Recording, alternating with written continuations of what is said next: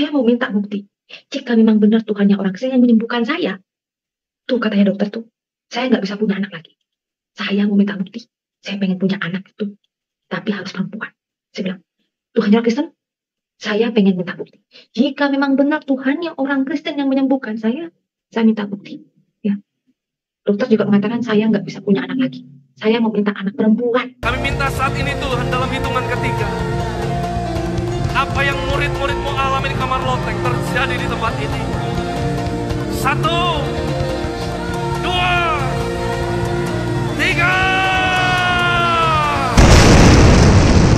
3. Ini pengumuman resmi dari dunia ilahi. Kampret.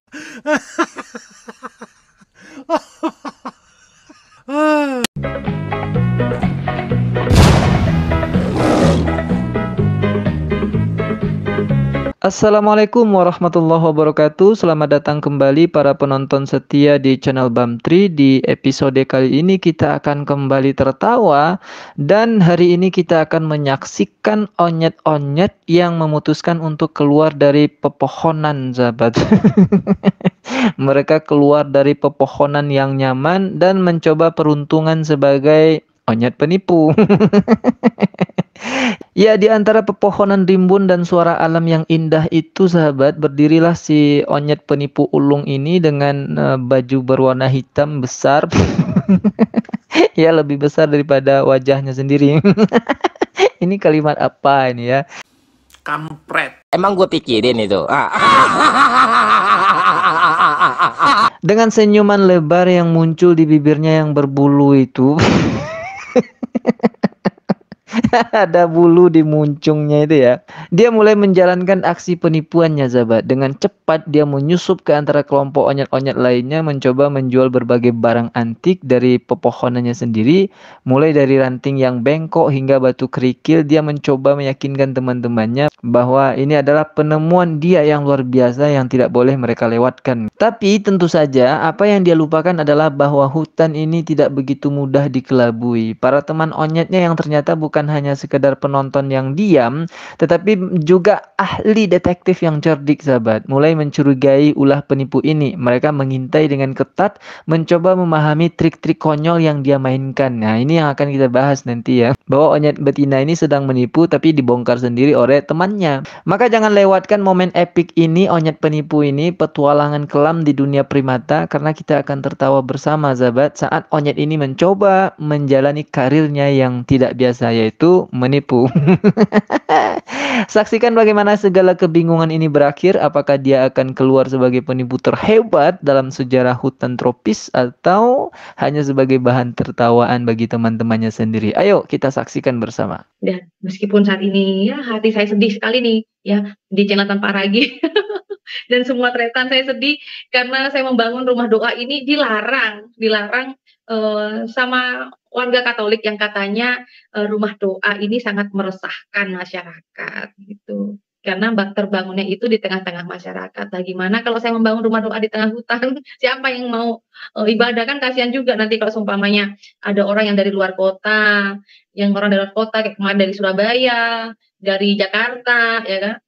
Ada yang dari Bontang, ada yang dari Kaltim gitu kan yang datang, kan jauh-jauh kan kasihan kalau nyambangin saya di hutan ya. Makanya saya ya karena saya jadi warga di sini ya saya mau membangun rumah doa, rumah yang saya jadikan tempat doa juga, karena mau bangun gereja itu bisa dikatakan susah gitu. Susah karena udah kejadian 2 gereja kan udah ditolak nih gitu kan. Satu gereja Advent, kedua itu kan gereja GSJA, dan ini pelayanan saya gitu kan. Saya ada di sebuah alasan untuk penolakannya apa, Bu? Kalau boleh tahu. Apa, Pak? Alasan penolakannya apa? Karena mayoritas di situ di dalam adalah orang Katolik atau penganut Katolik. Beliau alasannya jangan mengagamakan orang yang sudah memiliki agama. Saya katakan bahwa saya tidak pernah menyuruh orang untuk pindah agama dari Katolik ke Kristen. Karena saya juga melayani. Orang Islam pun datang untuk minta didoakan ke saya. Orang Islam aja datang. Bagaimana saya mau menyuruh? Setelah saya didoakan orang Islam, misalnya ya kan, doakan orang Islam, pernah saya orang Entikong, dia punya bintil di mata, ya, dia tidak bisa kalau nggak lepas dari obat. Nah, sampai waktu itu doakan matanya itu bintilan sampai besar. Nah, puji Tuhan, ada jemaat mengatakan, "Coba doakan sama ibu pendeta kami," gitu kan. Nah, setelah didoakan nih, orang Bugis masih pakai berkerudung. Ya saya doakan terus, ada saya kasih air gitu, "Udah cuci muka aja dalam nama Tuhan Yesus sembuh." Ya udah, habis gitu sembuh beneran. Dan saya tidak pernah nyuruh orang itu dari Islam masuk Kristen, enggak. Saya itu ya seduhnya aja, seduhun itu ya setulus hati saya lah. Ya, kita komentari dulu kalimat dia yang terakhir ini ya. Dia tidak pernah memaksakan orang untuk mengikut Tuhannya dia. Ini bohong nih sahabat. Saya akan buktikan kepada antum semua. Dan video ini mungkin Anda sudah nonton ya, bahwa si onyet betina yang satu ini dulu pernah memaksa neneknya ketika dia memberikan sembako. Lalu neneknya itu mengucap Alhamdulillah karena neneknya memang masih Islam. Tapi onyet betina ini suruh bilang puji Tuhan, haleluya sahabat.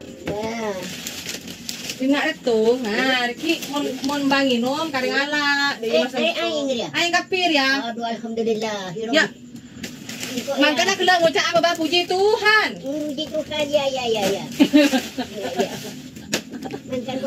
Puji Tuhan, haleluya.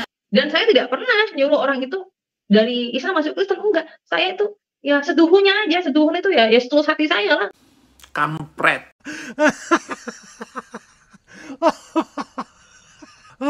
Nah, itu dia videonya ya. Bukankah itu pemaksaan? Katanya tadi ikhlas, sukarela gitu ya. Tapi kenapa dalam video dia ini setelah memberikan sembako kepada neneknya dan dia tahu neneknya itu mengucap hamdalah, alhamdulillah, lalu dia bilang ke neneknya, ucapkan puji Tuhan, haleluya gitu. Meskipun dia ketawa nyengir kayak onyet begitu, tapi sebetulnya dia memberikan sembako itu bukan ikhlas. Entah ikhlas, tapi ingin memurtadkan neneknya sahabat. Ini dah viral videonya beberapa bulan yang lalu ya, atau tahun yang lalu tepatnya. Jadi bullshit dia mengatakan ketika ada dia menolong orang, lalu dia tidak ada unsur niat untuk memaksakan orang itu untuk pindah kepada agama atau ikut kepada Tuhannya dia. Bullshit itu sahabat. Nah sekarang kita komentari kalimat dia yang mengatakan bahwa dia mau mendirikan rumah ibadah atau rumah doa di tengah-tengah masyarakat yang mayoritas Katolik. Dan akhirnya ditolak oleh orang Katolik itu. Alasan kata dia, karena orang yang beragama itu tidak boleh dipaksakan untuk pindah agama. Ini lucu ya. Kenapa lucu saya katakan? Ternyata memang beda Katolik dengan Kristen sahabat. Tapi ketika mereka menjumlahkan jumlah orang Kristen itu lebih banyak daripada Islam, mereka akan gabungkan itu Kristen dan Katolik. Tapi faktanya ternyata Kristen dan Katolik itu berbeda.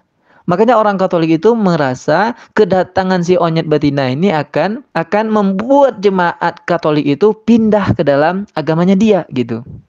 Tapi apakah betul itu alasan penolakan rumah ibadah yang dia tolak? Bukan sahabat.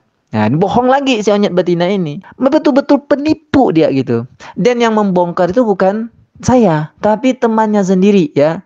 Orang-orang yang mengaku Kristen juga. Berikut videonya. Kalau di tempat di sini, di sekitar sini, seperti saya membaca itu, mereka ketakutan bahwa ada orang Katolik masuk Kristen, gitu.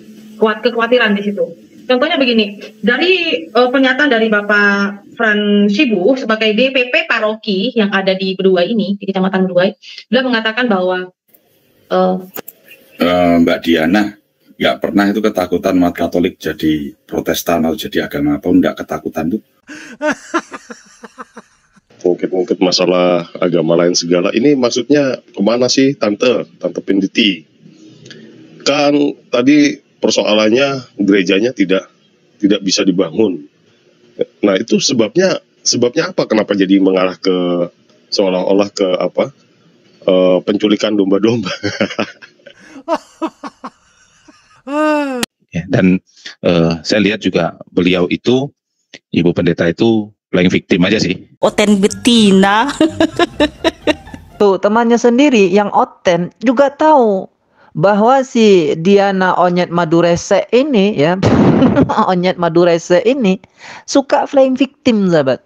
Apa yang disampaikan dia di Tanpa Ragi itu tidak benar kata temannya, dikonfirmasi langsung nih ya di channelnya Katolik. Nama channel itu Damai Kasih Channel. Itu ada videonya 2 jam 24 menit 42 detik untuk mereaksi video si Diana Onyet Madurese tadi sahabat di channelnya Tanpa Ragi. Dan di sini mereka bantah tuh semua fitnahan dan kebohongan yang dilakukan oleh si Onyet Diana Madurese tadi sahabat, yang mengatakan bahwa umat Katolik itu ketakutan nanti jemaatnya pindah agama ke dalam Protestan atau Kristen gitu. Di sini dijawab tidak, bukan karena itu. Dia hanya playing victim. Saya ungkap lagi fakta ya sahabat. Kenapa rumah doa yang mau dibangun oleh si Diana Madurese ini dilarang oleh umat Katolik? Itu karena Onyet Betina Madurese ini melanggar aturan sahabat. Anda kan baca itu ya di layar. Lihat itu yang poin keempat ya. Lihat poin keempat. Tidak mengekspos kegiatan di desa itu lewat YouTube atau media massa.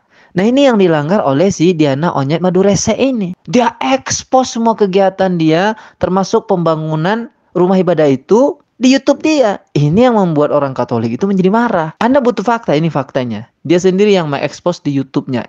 Syukur pada Tuhan ya, pada sore hari ini saudara, saya ada di lokasi pembangunan rumah doa ya. Puji Tuhan. Ini dia saudara, bisa dilihat di belakang ini sudah dimulai penggalian pondasi ya. Nah, ketahuan kan akhirnya dia yang berbohong, dia yang melanggar aturan, dia yang tidak mengikuti hasil keputusan. Lalu ketika dia disanksi begini sama orang-orang Katolik yang ada di sana, umat Katolik pula yang difitnah oleh si Onyet Madurese ini. Oke sahabat semuanya, demikian saja video Onyet Betina Madurese ini. Sampai jumpa di video Onyet Betina yang lebih Madurese berikutnya. Assalamualaikum warahmatullahi wabarakatuh.